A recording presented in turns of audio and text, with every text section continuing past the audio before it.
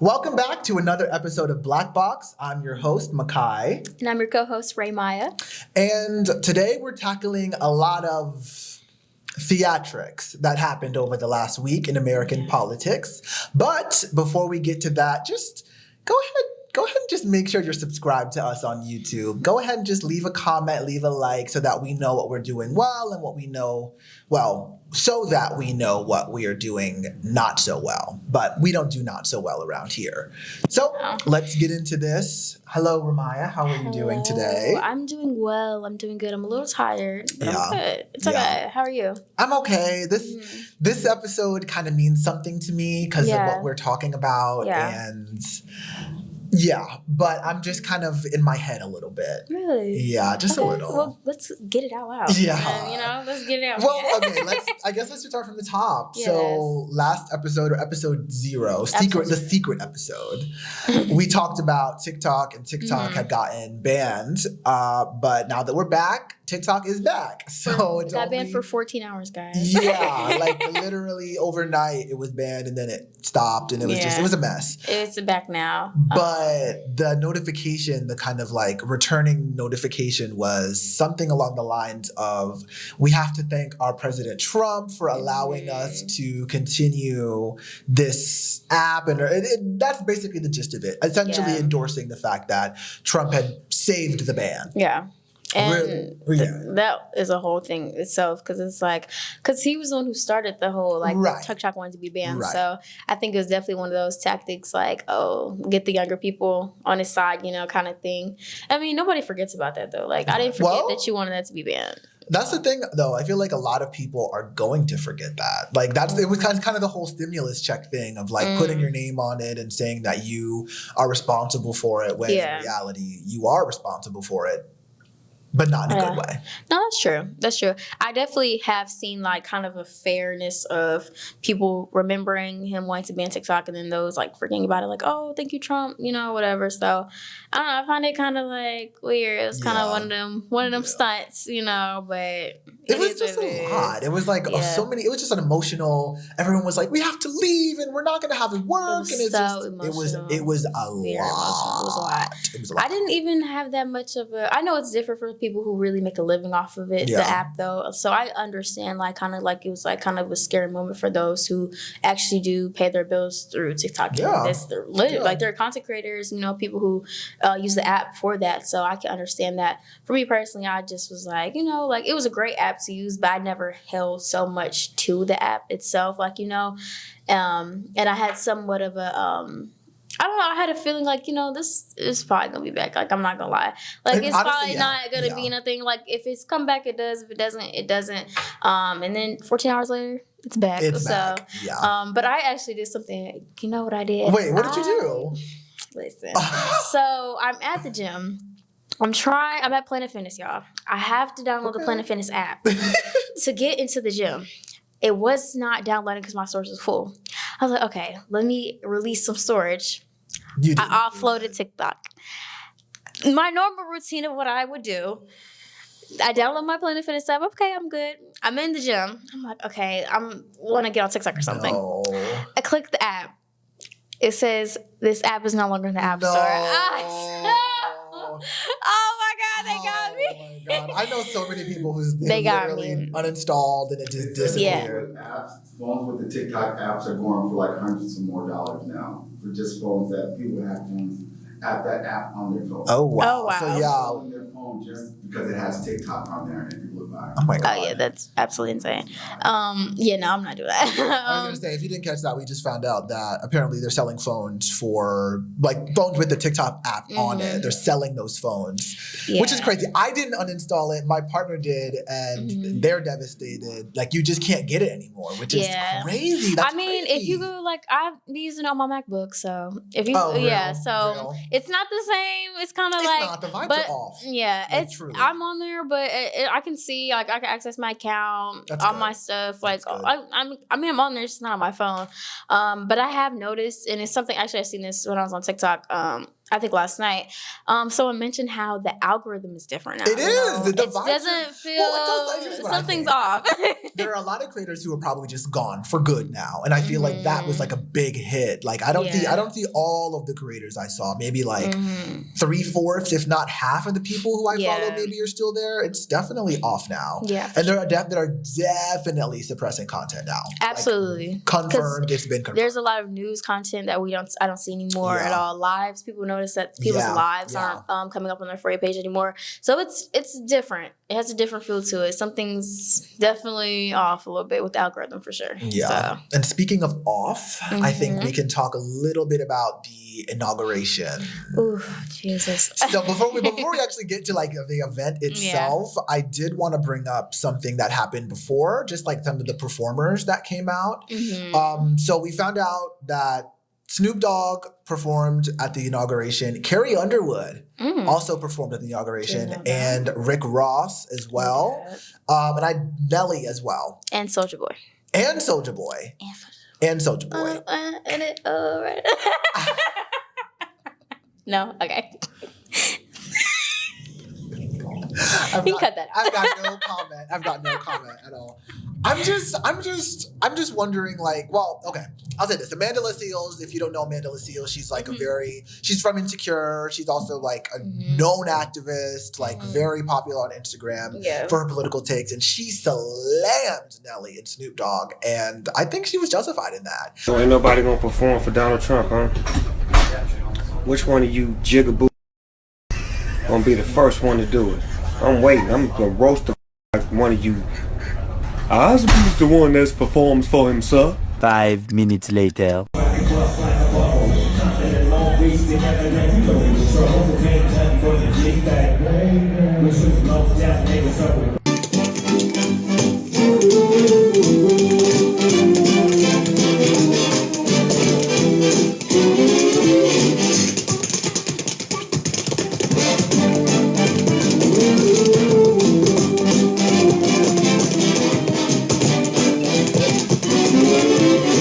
I hope it's worth it.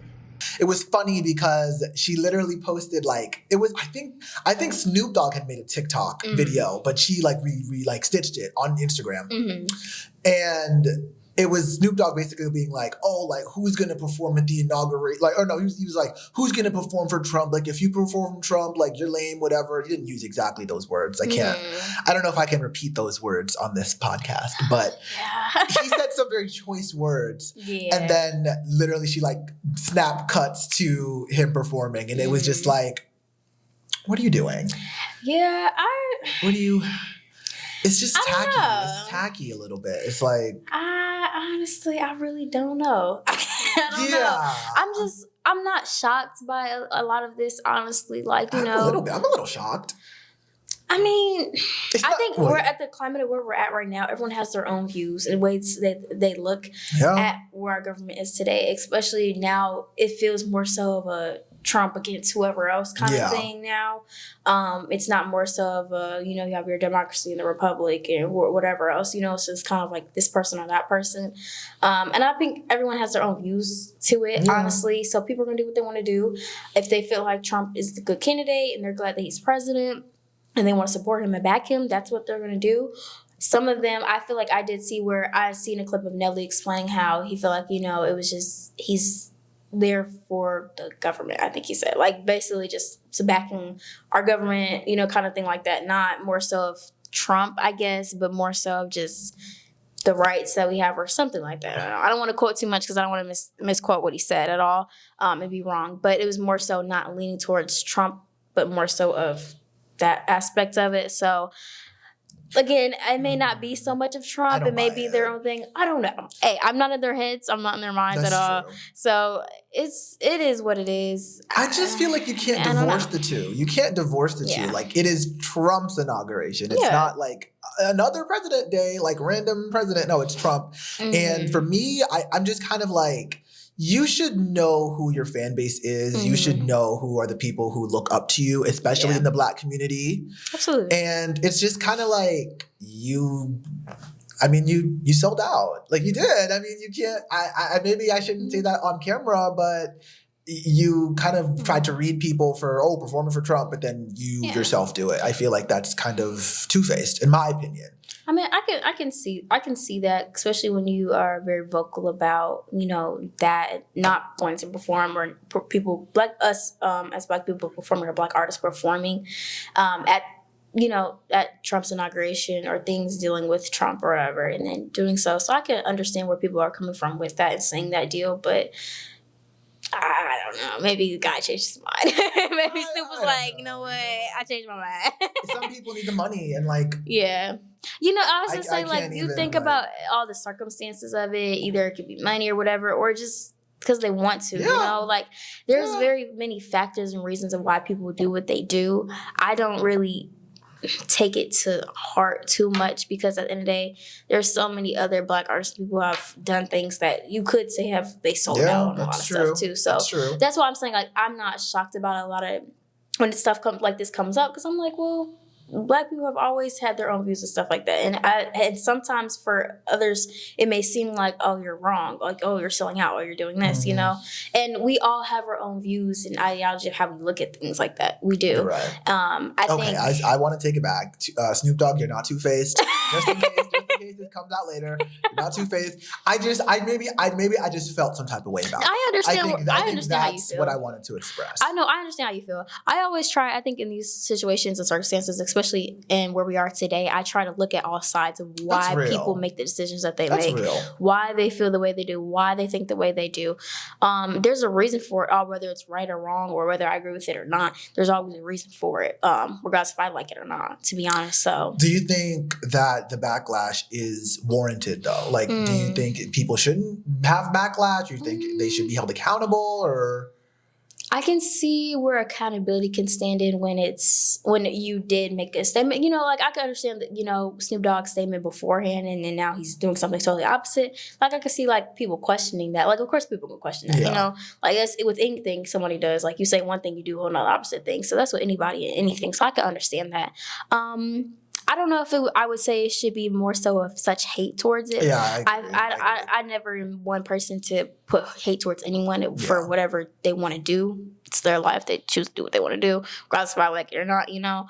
I can understand the accountability in it for sure, especially us as a Black community. I can see why we are so like, dang, like, you know. And then looking at, I think, Trump, and even something I want to go into today with certain things that his actions that he's taking regarding our presidency, his presidency, I should say, even with him revoking the Discrimination Act that was established way back in 1964, 65 by President Lyndon B. Johnson. I don't want to mess him up. So stuff like that. It's like that. Now for me, that's when I'm like, well, dang, like, you know, like, you perform for this dude, you know, whether if you are perform for him or not, like, you're there. That's a form of support in a sense. It's a form of support, you know, honestly, no hate, but it is like a form of support for him. And then he does stuff like this. So it's like, kind of like, dang, like, you know, like, that doesn't look good, you know, kind of thing. So that's for me how I look at it, like certain things like that. So I could understand and see where everything's going on with everybody's head. Kind of. Yeah, I feel that. Well, then the last thing I'll say about this topic is Carrie Underwood, I hope he does cheat. Sorry, I do. Well. No, it's the song before he cheats. I'm just, okay, you know what? Let's move on. So you kind of touched a little bit on it, and I definitely want to dedicate more time to going through the executive orders that he signed. If you don't know, if you're watching this for the first time, Trump basically signed in about like 100 executive orders on day one.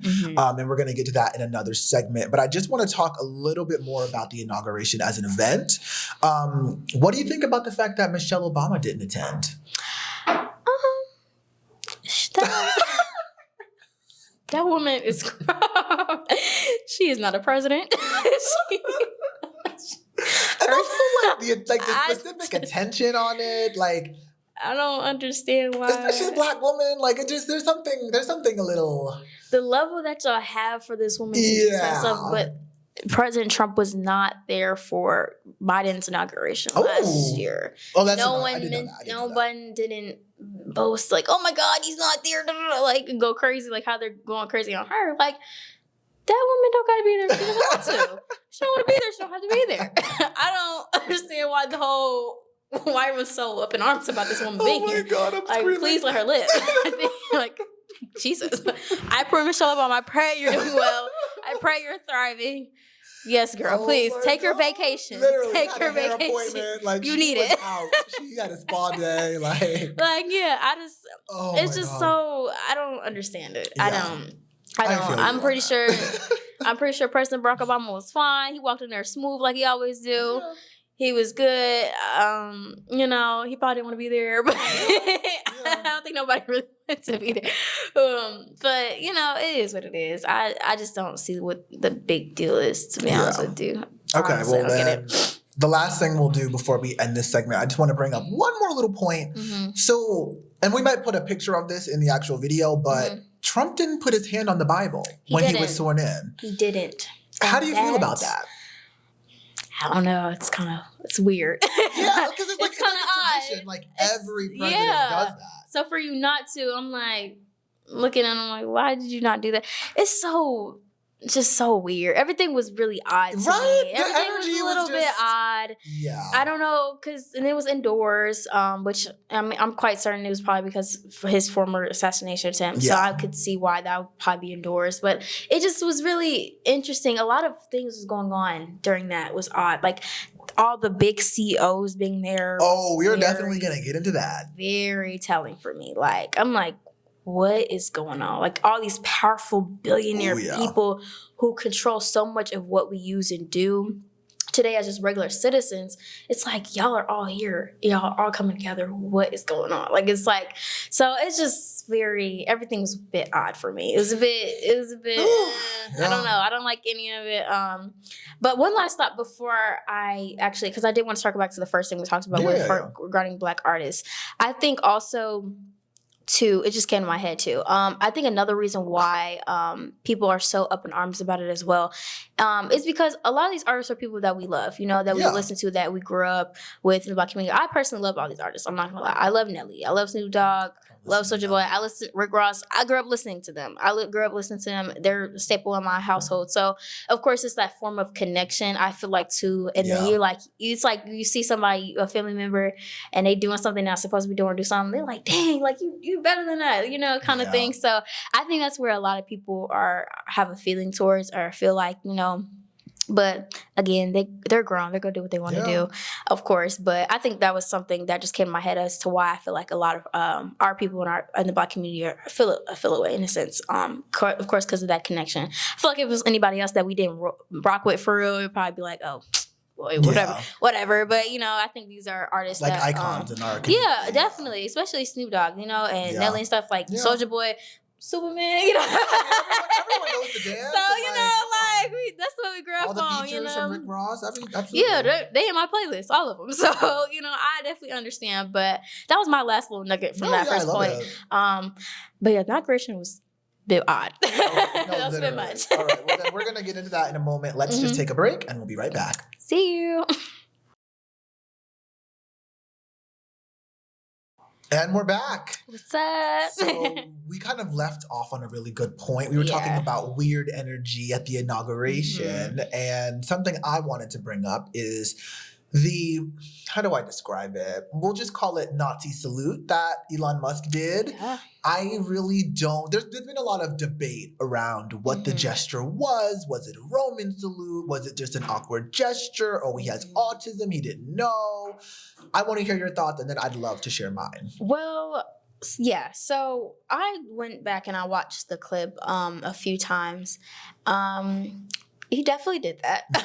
It's definitely, even looking at the pictures from the actual speech, like after he gave his speech and everything, like he's actively doing it. I know there's a lot of discourse regarding the fact that it's the Roman salutes, which I just looked up. The Roman salute was widely used in Italy by Benito Mussolini's fascist party before it later being adapted by Adolf Hitler in Germany. So, wow, look at that. I just think that even if it was, I don't really still think it's. He's also not Roman. Yeah, He's also not Roman. There's not much of a correlation or an excuse to be used as to why you did that gesture. Another point somebody made, I also was like, yeah, if you didn't make the gesture, you would come out with a statement like, "Oh my goodness, I'm sorry, I didn't know." Not even I didn't know, but just like I didn't intend for that to be translated like that. I was just trying to be, welcoming, whatever. He said nothing. He's kind of left it open to interpretation, and I think that in a lot of ways is even worse. Absolutely, in my opinion. I feel like absolutely. It's telling. It's honestly like. It's really no excuse for it. I don't think he has much to say about it because he did what he did. What is there to say? And I think at the climate that we're at now, it's being more and more prevalent and real and brought to us in our faces of what these people in our government are doing, and they're not really hiding it anymore. Mm-hmm. They're boldly making decisions that are either racist or hurtful, hateful, however you want to put it, that are just in our faces, and it doesn't matter anymore. It doesn't, like at this point, especially what I just thought about was even the June 6th incident happening when all those Trump supporters stormed the Capitol. And yet that happened. That was absolutely insanely crazy. That was something that was absolutely not supposed to happen. That was wrong. Someone died from that incident. It was very hateful, almost terrorist-like. And yet again, the same president is still in office to this day again. Yeah. So it's a lot more so, hey, at the end of the day, this is still going to go on. Life's still going to happen. Who no one's going to really care that much. Well, I mean, also, to me, it feels like, just like they're playing in our faces. It feels like it's very just like anything goes, all bets are off. I want to bring up just to call some attention to the attendees of Inauguration, especially all of the billionaires that were in attendance. This is not an extensive list. I just looked on the Axios website. They had a pretty solid list, but we have Jeff Bezos from Amazon, obviously Mark Zuckerberg was there, Meta, Elon Musk, Tesla. What does it say? Sergey Brin from Alphabet. I don't know what Alphabet is, but he's one of the 7 most richest men in the world. Sam Altman from OpenAI and Tim Cook from Apple, just to name a few. Yeah. And I just think it's very interesting. And I think Joe Biden kind of brought attention to it when he was like, there's an oligarchy on the way. And it's like, an oligarchy is here.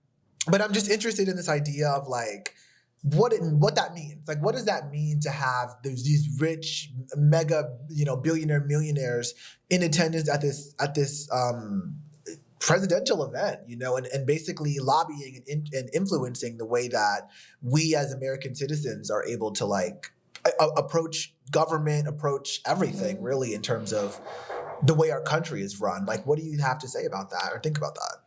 Well, one, I want to give the definition of oligarchy for those who don't know. Yes. It's a small group of people having control of a country, organization, or institution. And for me, I feel like it's very telling. Like you said, it's very telling. I feel like it's worrisome for me. Very. It is pretty worrisome. It kind of raises your eyebrow because it's all these powerful people in our country, all these billionaires and people who are in control of things that we use daily. Even I believe the CEO of Google was there as well, if I'm not mistaken. CEO of TikTok was there. So, these people that we constantly use their everyday things that they have created for us. And now they're at this pivotal moment where we're reining in a president who is very, to me, power-driven, power-hungry, and wants to take affirmative action, so much stuff that is so controlling and demeaning in a lot of different ways to different people and different social groups and communities that could be harmful as well. So for everyone to gather together and kind of be in one space, I've never seen that before. Ever. I've never seen it before. Ever. So it is pretty worrisome to me, and I feel like it's getting more so of a control of these higher powered people who are in these places where they can be in control, where they do have the money and the resources and the funds to be able to do whatever they want to do.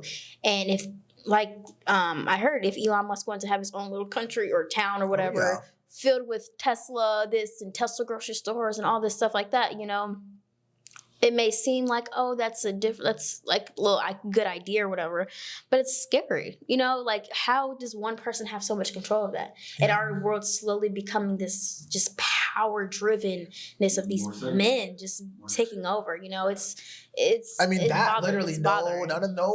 women billionaires were out there. Hell, like none. I didn't, and You know? it's just really worrisome for me because Yeah. that's a lot of power to give. Yeah. They already have a lot of power, Oh, yeah. of course, because they're rich. And they Amazon, Google, we use this. This and like is our stuff. also to that point though, it's also like you said this as well, but it's just like all of these things are things that we use every day. Like, Absolutely. they don't have, and I think one of the kind of biggest things that I saw in Project 2025 when I kind of skimmed it and heard about it was like taking less, not taking less power out of the government, but like allowing making what am I trying to say, like the idea of using less government overreach to get government policies and like government agendas put across. So it'd be very easy to like go on Amazon and just like remove all the Black owned businesses, for example, right? Mhm. That's something you don't need the government to do because, Bezos just decided that's what he wanted to do. Yeah. Or Zuckerberg. I mean, we're seeing it now with Meta and TikTok and just like